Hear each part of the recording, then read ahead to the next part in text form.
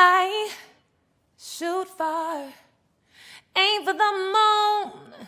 If your man shall hit a star. Hello, hello, Lupus Warriors. Welcome to Better Together, sharing our Lupus stories. I am extra excited today because we are talking about one of my favorite topics. We are talking about exercise, movement, the body being active. And I know for me, it's definitely kept me on point, I like keeping my body tight, nice and looking good. But it also helps bring out the warrior in me. So very excited. My name is Chanel Gabriel. I'm your host today. And don't get it twisted, my Loopies.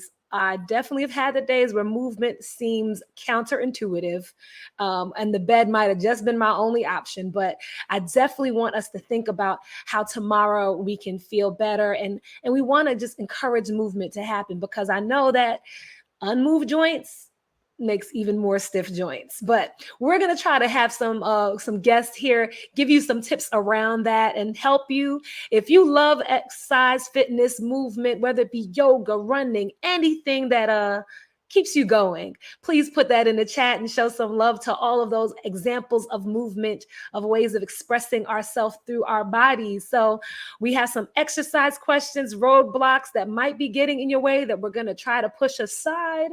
We have not one, but three physical health experts that are going to be joining us, and we are going to take control of your resolutionary, is that even a word? Your resolutions that you have for this year, some of those physical goals. All right, please feel free to post those goals that you have in the chat. And we have, of course, our medical expert that is my co-host, always here, board certified, amazing rheumatologist. She's showing up for us as always to make sure we feel good. We appreciate you. Round of applause to Dr. Michaela Bayard. Welcome. Hi, co-host. It's great to be back. Excited for another fun, exciting, interactive session tonight with all of our expert guests. Yes. So how are you doing? Listen, I am doing really good. I'm so excited for this topic, but for some reason, I just realized I've never asked you this. What made you choose lupus as your specialty? Random question. Yeah, I mean, it actually was a journey. It wasn't like I've known since I was 5 I wanted to be a rheumatologist. It started because I was an athlete in college. I played soccer and I thought I wanted to do orthopedics. And actually, as I was going through all my rotations, I found out that I really liked to get to know patients, and relationship building was really important to me. And outside of primary care, rheumatology was a really great way to build these long-term relationships with my patients and still talk a lot about function and activity and movement. So that's a big part of what I do. And actually, we're going to talk with one of our guests about that, trying to get people to restore their full function and do all of the activities they want to do day to day. That's so important, and it's so good to know the context of why you moved into rheumatology, and that it related to this idea that you really wanted to have relationships, but also the idea of function, our bodies being functional and helping people get there. So I know we have a special guest that is a friend of yours. So I definitely would love to have you introduce our special guest that's going to be helping us think a little bit more about the movement in the body. Great. Thank you, Chanel. So I'm excited to introduce our first guest. His name is Dr. Leroy Lindsay, and he is actually a physical medicine and rehabilitation doctor. You may also know that category of doctors as physiatrists. But essentially, he works with people who are living with chronic disease, disabilities, and as we're saying, really helps to restore and optimize their physical function. So he may work with someone after an injury. He may work with a person who has inflammatory arthritis, like a lupus patient. And so I'll let him tell you more about what he does, but I'd love to welcome Dr. Lindsay. Hello. Hello, everyone. Thank you for having me. I'm so So excited nice to have you here. Yes. So, like they said, my name is Dr. Lindsay. I'm a board certified physical medicine rehabilitation physician, or a physiatrist. And exactly as they described, my practice is sort of wide ranging, but it all is centered on function, independence, mobility, and then using various tools and interventions to achieve that. And so depending on where someone is starting and the goal they have, and I'll reach for different things and say, oh, I think that this could work. Let's talk about it. And I work as a team member. Most of what I do is in conjunction with other people. I'm coming up with an idea, they're giving me some feedback, and then we're trying to implement that. So this is a great sort of space and topic and time to talk, because this is exactly what I do every day. And that's so important to hear that you work as a team, because as a health provider, that's so important to me when I'm sending patients I'm working with to another physician, that we're going to be doing this as a team. So say I did send you a patient that I was working with to your office, maybe even a patient who's living with lupus. Tell me a little bit about how you start to build out goals and plans with them. So I always attempt to look in the referral to see if you've given me a note. If I don't have a little blurb, I will ask the patient exactly that. Do you know why they sent you over? What are you understanding? What is it you're looking for? Just so that we can get an understanding of where we're starting. And from there, we can decide, okay, it's because I'm having issues with X. Maybe I'm having joint pains, or I'm having issues with maintaining my weight and limited by pain or stiffness. And so we're trying to figure out what is the central item that we want to address, and then what have we tried? Where have we started? What things have worked and not worked? What sort of, those are all the things that we really delve into while I'm speaking with them. Where do they live? What's their diet look like? All these things that maybe come up initially. Mm-hmm. Other times we'll sort of kind of hit at it as we are, running into roadblocks or trying to figure out something else. Mm-hmm. The worst thing is for someone to kind of just be referred over to me and I just say, oh, go to PT and just go away. Those folks usually are very disappointed, feel like they've wasted a visit. And those providers usually don't feel like they, have built any relationship or that I've put in any effort there. So that's usually what happens. And I'll very commonly loop around on the back end of the visit, either sending a message or in our electronic medical record, sending something, say, hey, this is what I'm doing. This is what I'm seeing. Give me any other thoughts. Because I don't want to, give this list or plan and it isn't sustainable. And the provider that referred them is more likely going to be able to tell me, hey, we tried that 2 years ago. It didn't work. Let's come up with something different and not waste, the weeks in between for you to come up with that answer. So that's usually how it works. Yeah, I mean, you're saying so many important things. It's listening to the patient. I know Chanel, can speak and attest to how important that is to her. But also, really being a part of that team, collaborating with the other physicians you're working with. I know that another big thing you do is you're working with people after major injuries. And I think that you could probably offer us some really important advice about how you help people work through big setbacks. I think you used the word roadblocks. Absolutely. So on one part of my practice is exactly as you described. After major changes in function, new diagnoses or progressions in disease, and what we are then doing is trying to shift. Maybe we are saying this is a temporary thing, but it's very different from where you started, your functional baseline. And so then I'm just kind of laying the road signs, like we said, of, okay, for the next few weeks, while you're non-weight bearing, while you have activity restrictions, while you're really flared up, this is the most that we're going to do. And that's okay. This is how I am envisioning this going. And so laying that information out just so that there's less surprise and less shock is part of what I really like to do. And say, okay, this is where we're starting. This is what we want to accomplish in this phase. This won't be the end of it, but this is what this section of time is going to look like. And from there, we check in, and at least they know that we can always have another conversation if something's not working. I'm very passionate about, speaking with the treating therapist or trainers, because I say, like I said before, Medicine is not just this flat thing that happens in a book in a vacuum and then everything stops and goes away until the next visit.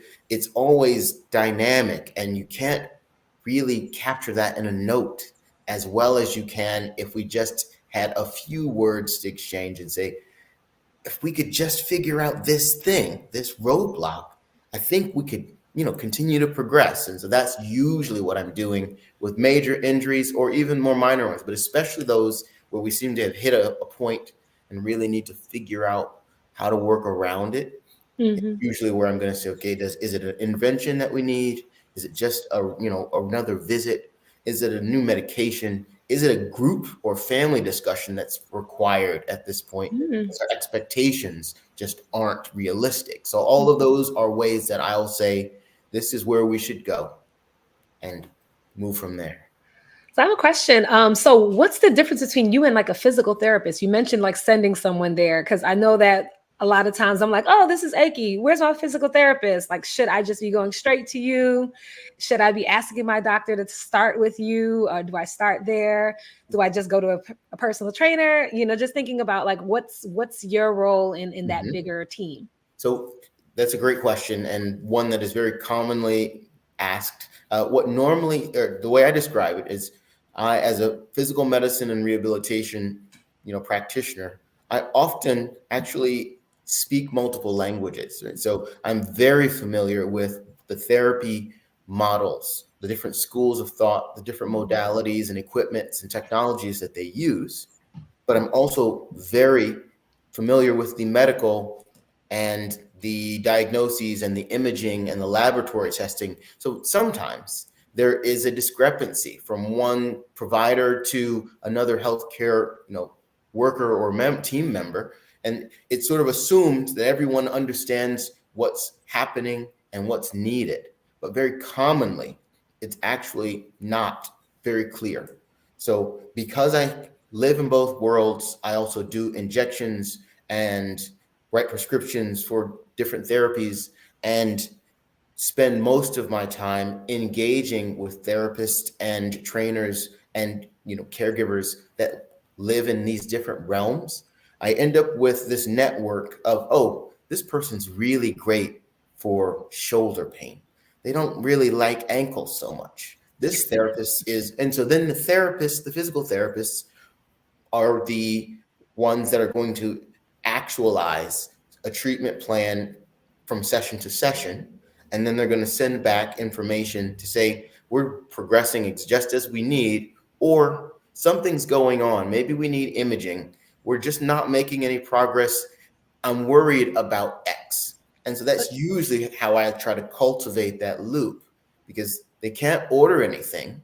So if there's a test that they are, or a condition they're concerned about, they can't say, oh, I'm going to change my treatment because I Mhm. think this is going on. That has to be adjusted in the prescription. So you're like the coordinator of all of these services in that respect. So that is one of Got the it. things that I will do. Exactly. Okay. So you were like, I got the lens, I got the purview. I'm Batman on top of the building. I'm looking over the city and just figuring out where I need to go, where everybody needs to go. So And then, like I said, occasionally there is a procedure that that knee pain is so bad we need to do an injection. I can do that as well. I use ultrasound. I do those very regularly as well. But very commonly, I am system management, sort of got coordination of it. care, and really enjoy sort of these complex cases. Some of the ones that are, oh, we've got rheumatology that's really dealing with some of the meds or some of these other, finer details. I'm Mhm. thinking about all of these other team members and trying to coordinate who we need to touch back in with, who we need to say, all right, we need to take a break, right? Got it. Sometimes something that people I don't think are as familiar with is you're going to have a certain number of sessions with your therapist or your trainers or whatever. But if you are now really flared up, you're wasting those sessions. And so Mhm. they'll sometimes say, hey, so and so's not doing great. Should You're we able to say. pause before we continue and waste their time in sessions, and then we kind of are working around in a different way. Or It's make it another way. worse, or Yeah, actually even make it or worse. So worse. that's really helpful Exactly. for you to be able to be in that perspective there. That's really, really important. And I don't think everyone thinks about the pause. Sometimes there being a pause. That's really, really good and really helpful. So you're pretty much the plug. Okay, we got it. Dr. Lindsay is the plug. So I guess this is really helpful because I don't think we all talk about that. We only wait till when something's going on and then we figure out who we need. But you being here has been really, really, really helpful in getting us to explore that. So, but we're gonna go into some our two other guests. We're gonna bring two other individuals in here, and they are best friends. I don't think we could tell one story of one without telling the other story. So we have them both here together, and they're each other's support warriors. They both are working in this. And some of you might know Kim from her Instagram, House Fitness and Nutrition. And you can find her bestie Nefertiti at Neff and Joy Life. Okay, I'm gonna make sure we put that in the chat just so you can make sure you follow them. But they tell great stories about their experiences in all of this. So we're gonna bring to this virtual stage Kim and Nefertiti. Welcome to Better Together, and they're together. I love it. Thank you. Thank you. So you have to tell us, what is the secret? How did you two meet, and why are you so in tune with each other? Like you two are peas in a pod, and you support each other both physically and emotionally. How did this relationship start? This friendship? It was our parents, our mothers actually. Our mothers brought us together. My mother was in the process of getting a divorce, and Kim's mother handled her divorce for her. So they got to talking about, their daughters. And for some reason, lupus came up, and come to find out, Kim had lupus, I had lupus. So immediately our parents felt we should connect. And that's how our friendship blossomed, I believe in 2012. Don't ask me no years. My memory. You're like, don't date each other. It was yesterday. Yeah, right? Yeah. So that's how it began, through our mothers. That's beautiful that you all been able to connect and have each other around this. Because sometimes I know that a lot of times, and people in the chat can talk about it. Feel free to, once again, please continue to communicate with each other. But I know a lot of people feel very alone, and it's so good that you both had each other to help each other through. So I know, Nefertiti, you had some health challenges, and we're talking about wellness and fitness and exercise. And I know, Kim, you have like a whole setup that, you're very much, you have a real process. But Nefertiti, I'm just curious. I know you had some health challenges involving kidneys. Can you talk about how that have impacted your ability, your movement, and your ability to really be active? Well, 2010 is where my kidney lupus started. Nephritis started in 2010, and I had to start dialysis in actual 2016 is when I started dialysis. But from 2010 up to that point, I was just really in a bad state. I was really weak. I had a lot of joint pain.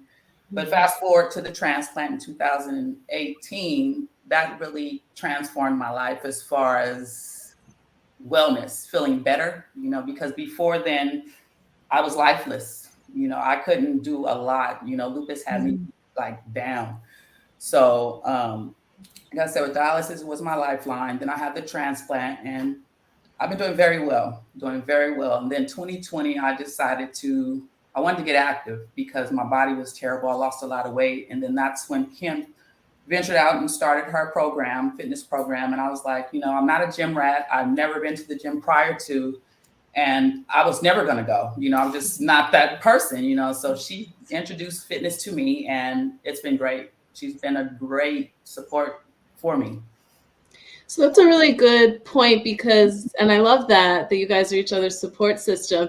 But you said you weren't a gym rat. So how did you reinvent yourself? Well, with lupus, you have to. I've been through a lot. I was diagnosed in 1996 with lupus, with the skin, issues. So that progressed over time. But yeah, it's just, if it wasn't for Kim, I don't know where I would be, because before I met Kim, I didn't have no support. I wasn't in any support groups. Nobody around me had lupus. I was just alone. So meeting her changed my life. So it sounds like, close support systems, but also bigger group support systems. Tell me more about that. So in 2005, I was diagnosed with lupus, and I'm sure my story sounds similar to so many others' story as far as, you're living with these symptoms, you're not aware, there's not a lot of awareness on lupus. You don't see a lot of commercials, you don't see a lot of people talking about it. So you live with a lot of symptoms, the inflammation, sometimes you just brush it off as stress, the fatigue. You're not realizing all of these things that you're experiencing are trying to tell you something. And at the age of 25 and just, as a single mom trying to run several businesses because I was a regional manager for a big company, I just brushed everything off for who knows for how long I have been dealing with it. But for at least a year, I've been brushing things off as it's just stress. I'm probably tired. I probably need to eat, just making up excuses.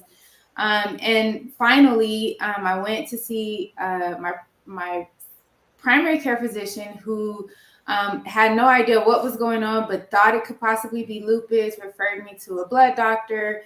All of this to bring me to a lupus diagnosis. Fortunately, only took 3 months for my diagnosis, which is very fortunate because for most people it can take years.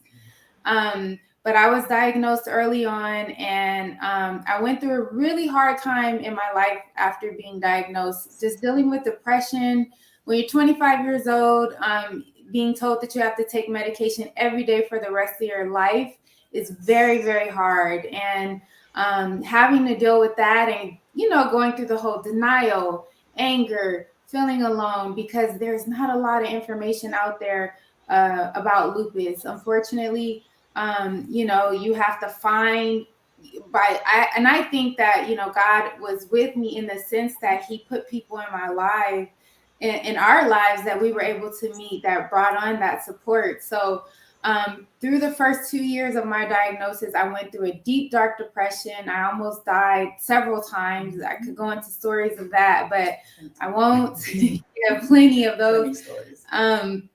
But I made it through, and by the grace of God, I'm here today. And I told myself that, being that I made it through, I never ever wanted anyone else to experience the loneliness that I felt. I mean, I had my family there. My family was there, and their support was there, but no one truly understood what I was going through. As much as you try to explain, as much as you try to break it down, read a science book about it, no one truly understands what you're dealing with unless you actually live with it. So I went out and created the Lupus House Foundation, and we started some support groups out in Riverside, which is in Southern California, Rancho Cucamonga. We grew up to the Bay Area, and we hosted support groups for about 11 years, up until the pandemic, which we brought everything online. But the goal behind Lupus House Foundation our focus was solely to promote healthy living. And it wasn't just about coming into a support group to vent and to cry and to have a pity party, even though we did do that. We had topics, and we really wanted to focus on cannabis, skincare. We had doctors come in and talk to us about acupuncture, meditation. We had professors come in and talk to us about just all kinds of things. We had, chakras. We have a disability judge who came in. Yes, because you got to sit here. So it's important. We had a disability judge, Judge Drucker, the kindest lady in the world. She came in and helped a lot of us deal with understanding how to get on disability, because a lot of people with lupus were unable to work. So throughout those past 10, 11 years of my life, we had these support groups, and that's how we built a really big community. We had the Lupus Project, which is an event once a year. And, through that volunteer time of that 10 years of doing these support groups, I decided that I wanted to do something to give back through fitness, through health and wellness. So that's where House Fitness and Nutrition came along. And this girl here, she's been there from the beginning till the now. And just as much as I feed her soul and spirit and physically, she's supported me through it all. So So beautiful. That's such a great story that you all work together and that you have this network within a network. You have your ride or die right here. And then you have all of these people that you're supporting that are feeding into each other. And that makes everything a lot easier when you really think about it, than if you're trying to go at it alone. And I guess I want to bring in Dr. Lindsay, just curious, how do you see that help with your some of your patients, like having relationships? How can relationships impact their progress in therapies with you, in treatments with you? Absolutely. So one of the biggest things, like I was describing before, information is so key to many conditions, right? And no one knows more about sort of the networks and the people who have to navigate them, right? So I commonly will say, get connected with a group that is somewhere nearby. Now, again, everything's gone virtual, which has really opened things up. But even before that, no one knows the best trainer that works with lupus more than lupus patients, right? Like they are going to be your best resource, right? I love being the plug and the traffic director, but there's going to be someone who moves and there's going to be someone else who knows sooner than me. Oh, there's someone that took over their practice, or someone that does this, someone that does it. That so without question, that support is well documented across a lot of medical conditions as being a resource that's just as valuable as any other healthcare worker or provider or intervention. So I see that all the time. Having someone plugged in, they're kept accountable, they're kept motivated, they're given more specific information than something that was just very generic on the surface. Oh, do some exercise. Right? That's invaluable. Right. And I was going to say, I think also you talk about groups. I know I used to run actively, and I got into that with Black Girls Run. That was one of the running groups I first started with. And I feel like somebody here is working on some running too. We're gonna talk a little bit about that, but it ain't me. I got bad knees. I cannot run. we're gonna talk a little bit about that when we bring in the next group of guests. But I mean, just one more question to you, Kim. Even with your practice, you started this, and you in talking one-on-one with you, you mentioned the idea of transitioning people into the gym. And can you talk a little bit about why that process sometimes is helpful? Yeah, I'm so happy you brought that up because that's so much of my passion. A lot of people, especially women, and that's who I mostly deal with, they get that gym intimidation, or they're intimidated to go into the gym. And to see my clients come in and maybe be afraid to just lift the weight, or understanding form and breathing and just how to stand properly, and just look at themselves, because we have a mirror in my private gym here, and look at themselves and feel confident when they're doing the exercise and understanding what they're doing. All of that helps them build the confidence just to understand the exercise, so that when they go into the gym, they at least know that, okay, my trainer Kim taught me this part. She told me, when I'm doing this bicep curl, to make sure that my form is like this, and they can remind themselves and think of all those cues and see themselves in that same position and feel confident that they're doing it correctly.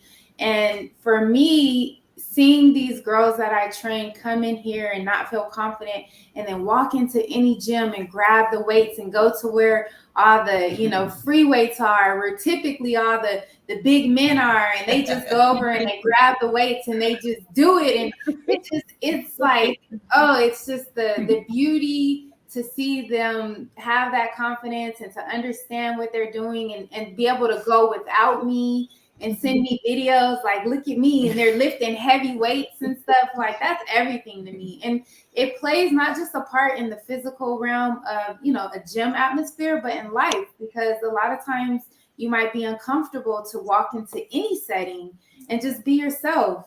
And I think that this allows you to think about how you can use that confidence and that courage to do the same thing in any situation. So I'm so happy that you're saying that you and Nefertiti and other people you're working with are having so many more good, confident days. But I still want to know what you do when you have that bad day, because it comes inevitably. Well, I mean, Neff is having a bad day right now. If you could, I mean, you can't see, but right now she has a broken foot, and she came in yesterday, broken toe, and her whole, she has a boot on her whole foot. But this girl came in to work out. I'll let you tell it, but yeah, she. It's been a challenge, because I've been out for about a month now from working out since the holidays. She's been on vacation, and I broke my toe on Christmas Day. So it was kind of fortunate, because I've been having hurdles with my workout. My father passed in September, so I ended up losing 8 pounds. I haven't had good days in between that time, and Kim has been real patient with me. Some days I have no energy. Some days it's like I can't do it, don't want to do it. But she motivates me. She's like, just do what you can. And she does not force me, and she doesn't overwork me. She sees where I am, and we go from there. So she helps me out on those bad days. But there's been days where it's like, I'm not coming today. It's just I can't get out of bed or whatever the reason may be. But we'll pick it up the next time, and she works with me at whatever level I'm at. And I think that's the important part, is just learning to meet. If you don't have a trainer or someone to motivate you, just learning to meet yourself where you're at, even if that means you're just in the bed. Maybe you're in the bed and you're doing a stretch, but you're just continuously moving and not just, just laying there. Kim, you couldn't have been leading me better into our next guest, because we're going to be talking to her, fitness coach Lizette, about how you assess your workout readiness, your workout level, day to day, how it changes. So I want to welcome fitness coach Lizette Santa Maria to join us. So welcome. Hello. Hi, and Lizette has your client and bestie beside you too. This is like gang, crew, squad goals right now on this call today, on this show today. So, welcome Gabrielle Davis, and we know you, Gabrielle, from your popular website Lupus Sisters, with the A, Sisters flavor, right? So really cool. So glad to have you both. So Gabrielle, when you were diagnosed with lupus, how did Lizette help you? How did she coach you? Yeah, so I was diagnosed in 2009. I'm a lupus warrior and lupus patient advocate. And in 2009, as a newly married woman, on Valentine's Day, I experienced what would be my first flare. I was not prepared at all. I was achy, fatigued, inflamed, all the things that you associate with lupus symptoms I experienced, but had no idea what was going on. By the end of the night, I was in the ER instead of celebrating with my husband, which, was the worst. Fast forward like 5 months, which, like Kim said, is not long at all when it comes to being diagnosed. I was finally diagnosed in July of 2009 with lupus. And then about a year and a half later, lupus nephritis came into the picture. So that is a disease that attacks my kidneys through lupus. And everything was going good. I was able to maintain a level of fitness because all throughout my lupus journey, I've been passionate about being active and wanting to exercise and make sure I'm moving. And for a while there, after my lupus nephritis diagnosis, I was doing so well. But then in 2016, as my kidneys started to decline, and I don't recommend this to anybody, but I was really down to the single digits. I was super in denial and just stubborn until I finally said, I need to go on dialysis. It is a lifeline. It was a lifeline, but it didn't allow me to do much more than live. I was able to work, able to take care of my son, but as far as really getting in the gym and exercising, as I've done in previous years, I couldn't. I was a lot of stopping and starting, but still had that passion. And fortunately, I, like Neff, was gifted with a kidney transplant. Thank God. Thank God. This was about 4.5, almost 5 years on dialysis, a total of 11 hours of dialysis daily for those years. And Neff knows all about that life. In July 2021, I finally got the gift of transplant, and it was like the lights as bright as this room came on. It was My eyes, my skin was clearer. I could drink water. My eyes were bright. It was like I was a totally different person. And I knew then that I was able to get back into fitness. And through my good friend, Coach Lizette, who she was like, hey, I know that you like fitness and this is your chance to get into fitness. And I was hesitant because I just didn't know what my body could handle.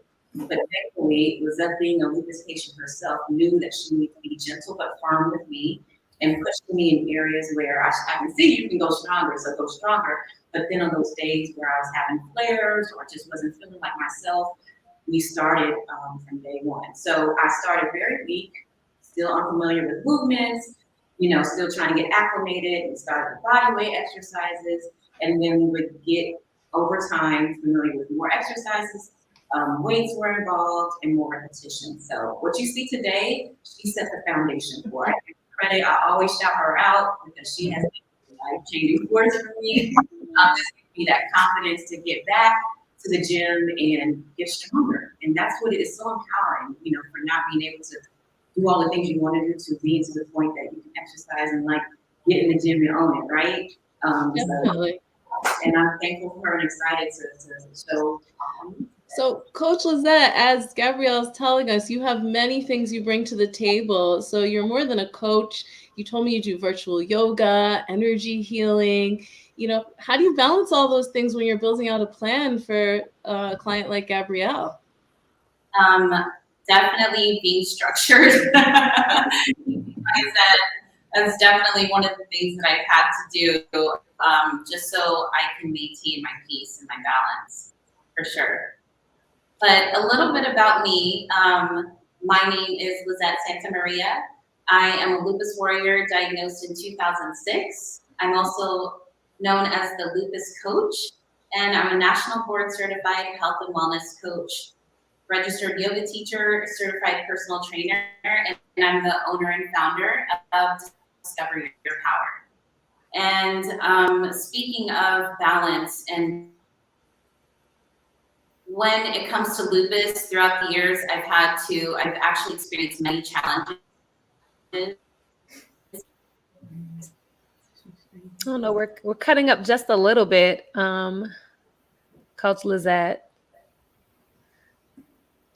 Well, actually, while we wait to see if we can get the tech going on over there, I'm going to ask Dr. Leroy a quick question. Dr. Lindsay, excuse me, a quick question. So, I think we're adding to your pluggedness. We're giving you some more people to be plugged into. You got someone in California. We got someone here on the East Coast in Florida. But how do you see the role of a personal trainer and a coach, in supporting that? How do you work with them, and have you seen a lot of benefits with people working with specific trainers? Absolutely. As opposed to just a physical therapist? Absolutely. So, again, and we won't get too deep into the weeds, but we all know that with almost every medical thing, once you add insurance, you're going to have some different challenges and hurdles go there, right? So just from the angle of therapies, physical, occupational therapy, you have a certain number of sessions. Those by definition are supposed to be for specific items that you say, okay, for the knee, for the back, for the hip, for X number of sessions, for X number of weeks. And then it's supposed to be what we call transition to a home exercise program. Now, what we know in looking at most of the data is that people really struggle with implementing that home exercise program on their own, whether we give it to them and spend a bunch of time or, just give a form. Most of the time they'll start, but you have a good day, you have a bad day, other things happen in life, and that thing goes away. Mm-hmm. And where we really use and rely on trainers and other ways and other people or practitioners are to kind of transition to what we call maintenance, right? So ultimately, that's where we have the largest need across most of our sort of medical conditions that I treat that affect function. Is once we get into maintenance, most people really struggle because they need the accountability. They need those other eyes that can push them sometimes, give that firm yet gentle love and care. And when they don't have that, they sort of sag. And what I end up seeing, and what Dr. Bayer could probably also attest to, is we see someone come back for the same thing only because they just needed somebody, something to help them through some of those transitions. So that's where I commonly find and engage with trainers, and it is invaluable. Well, it's so important. Oh, go ahead. I was going to say, sorry, you just, Chanel. go I ahead. was going to say it's so important because what you're saying is, you know, what we're trying to talk about today. How do you build exercise routines when you don't have the physical therapist, when it's just you, to really maintain your activity and your fitness level? And so if we have Lizeth and Gabrielle back with us, we're actually going to bring them back because they're going to show us some different levels of workouts that they do. So a warm up, a moderate workout, and a high intensity workout. So I'm excited to see what they have to show us. There we go. Oh, we got a whole workout happening. So everybody, if Okay, you're so tuning we're in, back feel free on, to. right? You guys can hear us? Yep, we Yes. can hear you. You're All right, perfect. there you are. All right. So when you are entering into an exercise therapy program or begin exercise for your health and your healing, a couple things. It's really important to make sure you speak with your physician prior. Let them know that you're going to be participating in exercise therapy. It's also really important to make sure to have a discussion with your trainer so they are aware if you are flaring that day so they can modify your workouts if needed. And most importantly, it's so important to make sure that you are listening to your body because we all know as lupus warriors, we have good days and bad days. So please know that if you are a lupus warrior beginning exercise therapy, it is okay to modify your workouts. So with that being said, I'm going to be taking you guys through a low impact and a high impact workout. And the first thing to do is to make sure that you eat a good meal, you drink plenty of water, and you stretch. So I'm going to have Gabrielle Brown. She's going to do some stretches before we even begin our workouts. I love this stretch because you can do this in bed upon waking up. So it is very important to make sure that you are paying attention to your breath.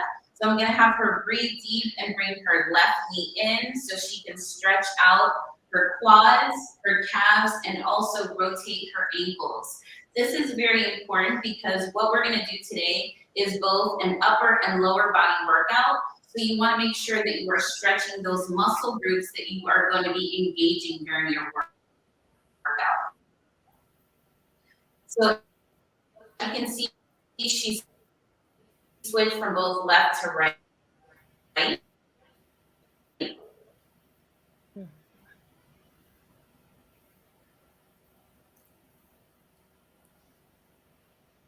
Oh no, we're cutting out just a little bit right now.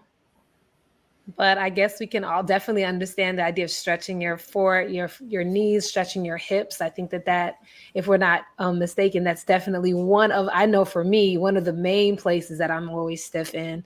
And I know that Dr. Lindsay could probably speak to some of that as well. The idea that our hips are usually really tight.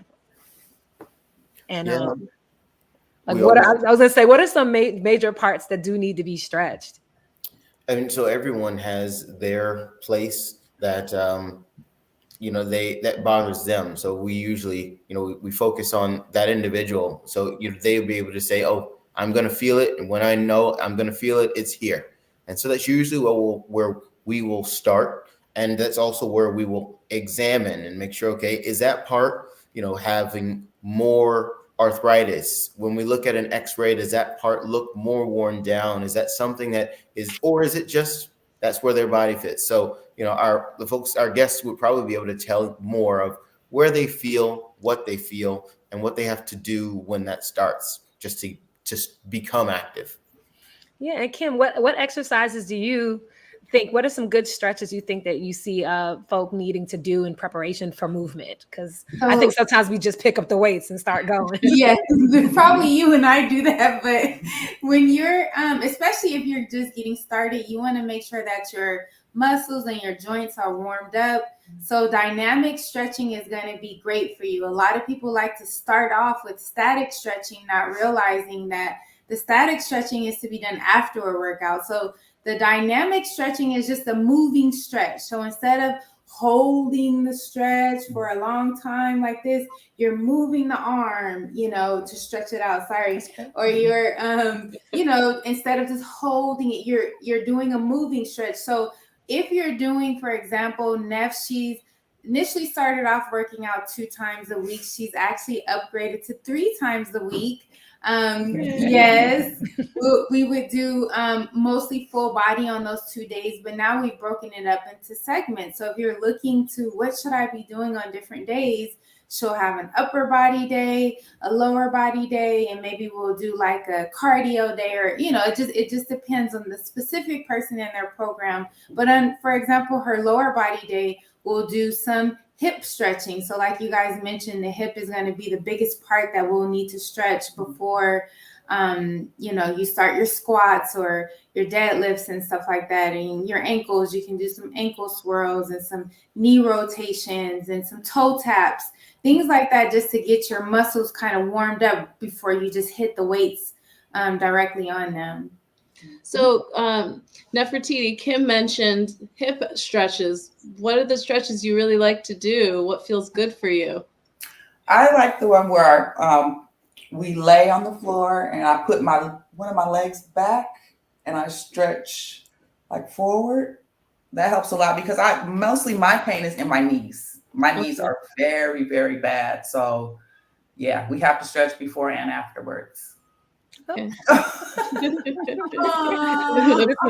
World, we love it. Sorry. So Chanel, we know you're a big exercise guru. So tell us, what type of lower body stretches do you like to start your workouts with, or if you're going for a run, for example?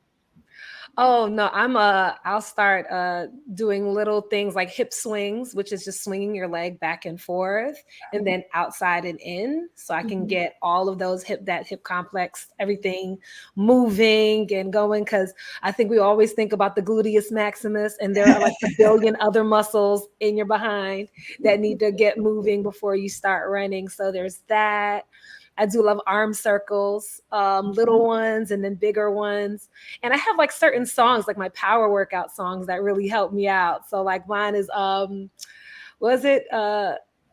don't stop, drop that, don't stop. Stop that. That is like my song. That's like my get myself hyped and excited to work out song. So I think that's something that also like really helps me warm up, is having the like power songs that get me excited as I work out. So definitely, I think we have so many different types of exercise. And I also think that you mentioned something, Nefertiti, that talking about things that are you lying down, lying, and we say prone, lying flat, straight out. And sometimes it isn't a standing thing. Maybe we don't have that ability and that capability. And so I do love, thank you so much, Kim, for keep continuing to highlight this idea of progressing and regressing and moving forward and moving back to where people can go back and forth. It's so important. Because I know sometimes we get frustrated. I want to start picking up weights and looking like fabulous in the gym. But Kim, can you talk a little bit about like how you progress and regress? Like, what are the things that people need to think about when it comes to like getting to be able to, let's say, do a push-up? How would I build the stamina and endurance and strength to do a push-up?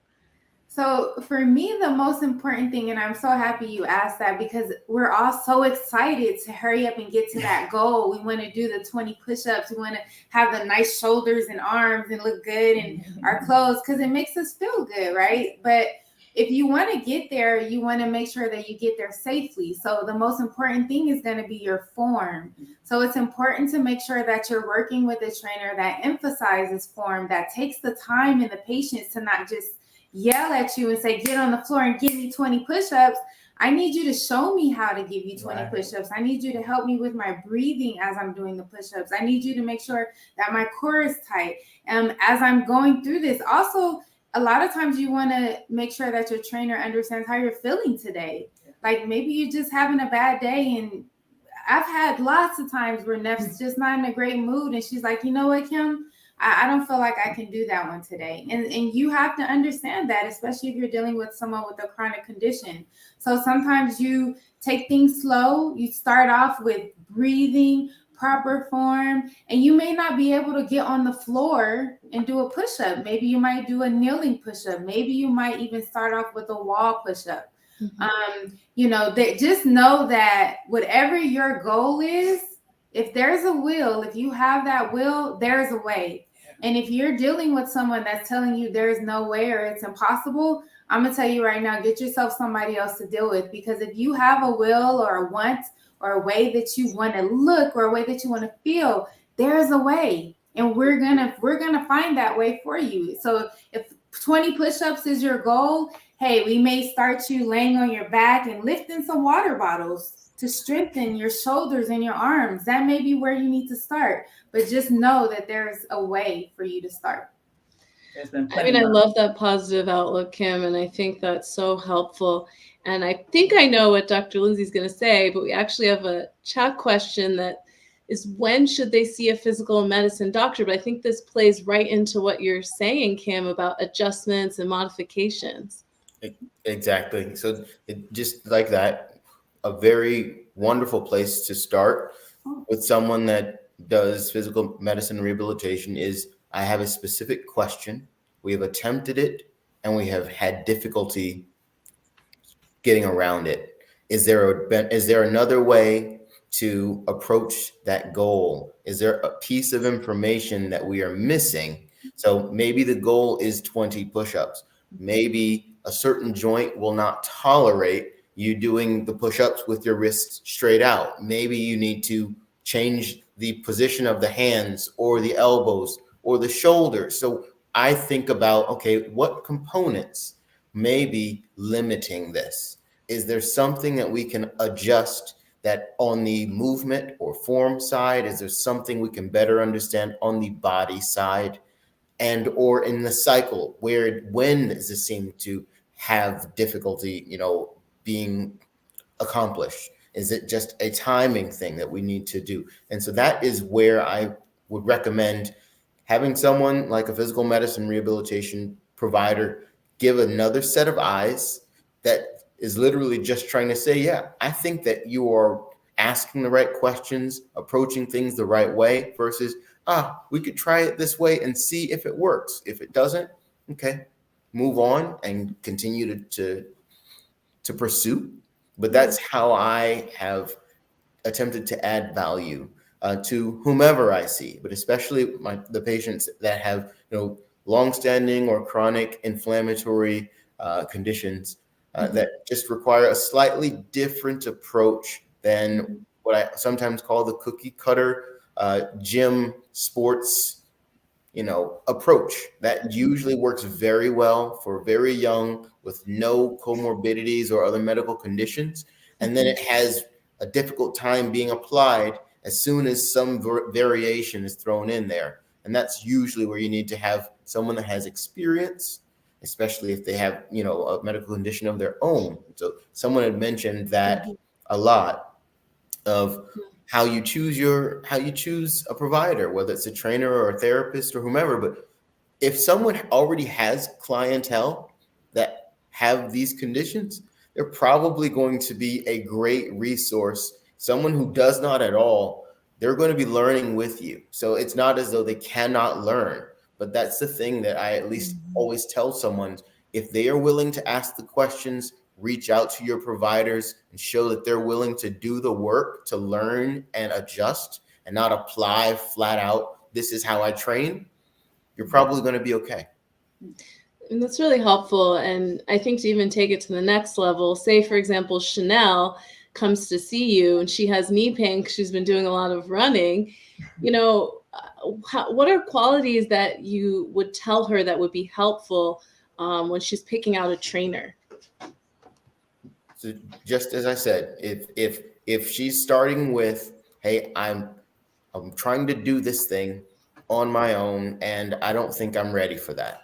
Right. That already we've established we have a need, we have a goal. So now we can say, hey, are you willing to help me craft this plan? Are you willing to be with me while I do this? Mhm. And are you willing to adjust such that, we can So approach someone who's whatever I have going on? someone who's like gonna shift, who's gonna adjust, who's gonna work with them and involve them in the process, which, That's it. I think that sometimes people don't realize that you should demand that. It should be someone who's willing to, work with you, who's willing to really listen to what your needs are and change, because as Kim and Nefertiti have been telling us, those demands change day to day. Exactly. And I think it's really, really important that I want to say thank you so much to everybody here for bringing this light. I think also, with our guests, just being able to tell people that are living with lupus, that are really experiencing severe challenges, that movement is possible, that lifting weights is possible. It's just having to do it the right way and sometimes with the right people around you. So, and I know for those of you that are looking to join a gym for the new year, new you moment, a lot of times the first thing they give you is a free training session.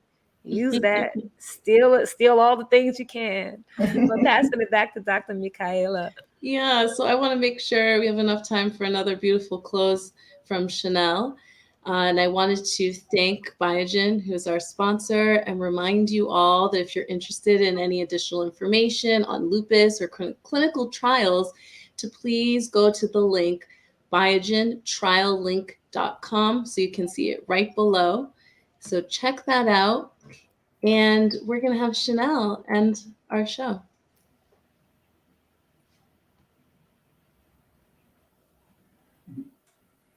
Every blink, every knee click, every creak, every stiff back and wrist, every movement, everything my body does, I am aware it is a privilege. I know that movement may not be intuitive.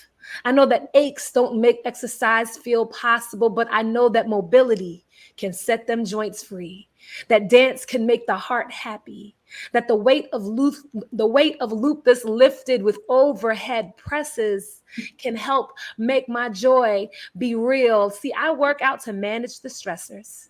I work out because sometimes I want to cuss folk out, but yoga might be better. See, I might not always feel my best, but if all I can do is a stretch, then that's enough. If tomorrow I need to rest, then what my body tells me, I'm going to trust. But I know that my body is beautiful no matter what it does. My movement is a blessing, and lupus can't take that away, because anyway, no matter what, I'm going to feel my joints be free one day. So I ask you all to take that time, to take the time for yourself, no matter what else everyone is pushing on your plate. Take that time to just unwind, to stretch, to soar, to feel those legs and limbs move. Try to do more day by day. This is all we can do sometimes, and that's okay. Thank you so much. I appreciate you all. Thank you again to our sponsor, Biogen. We are looking forward to joining you in the same place Tuesday, January 24th. We're going to be talking about lupus rebound, how to reverse the drama of a rock bottom flare up. So hopefully we'll see you all next week. Take care. Thank you. Thank you. Thank